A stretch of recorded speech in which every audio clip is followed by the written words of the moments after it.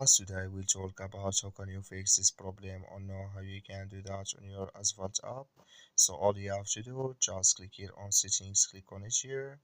When you just click on settings, it's going to show for you this like this here. So then you go down, just keep going down here. Then you click here on apps. Come to apps is here, and there you're looking for Asphalt app, or just click on search.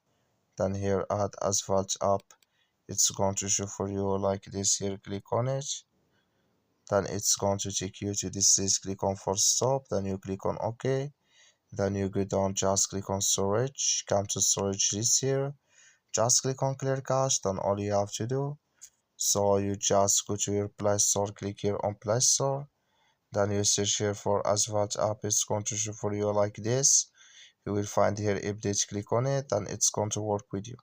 That's all you have to do. Thank you for watching. Don't forget to support us by like